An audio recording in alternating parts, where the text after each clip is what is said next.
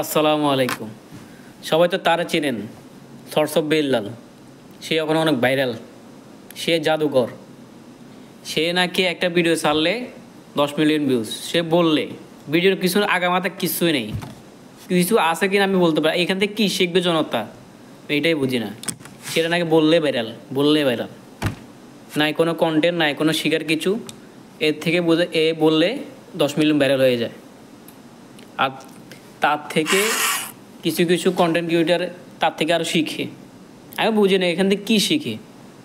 দেখেন, কদিন আগে মেলা টোল হয়েছিল তাকে নিয়ে, আর এখন সে আবার শুরু করছে আরেকটা। সে এখন আগুন নিয়ে খেলা করতেছে, আগুন নিয়ে ভিডিও করতেছে। কেরা ভাই, দুনিয়াতে কন্টেন্টের অভাব আছে? আর অন্য কিছু করো তুমি, তুমি কেন আগুন নিয়ে কেন খেলতেছো? তোমার থেকে দেখে দেখে তো আরও অনেক মানুষের শিখতেছে। আরও এটা আগুনের খেলা করার জন্য যদি একজনের দুর্ঘটনা হয়, হ্যাঁ, একজন দুর্ঘটনা হয়, দায়ভার কি তুমি দিবা? তুমি নিবা? এটা বলো। দেখেন, তার থেকে এখন কী শিখবে মানুষ? আগুন নিয়ে খেলা করতেছে, ফেসবুকে ঢুকলে আগুন, ফেসবুকে ঢুকলে আগুন।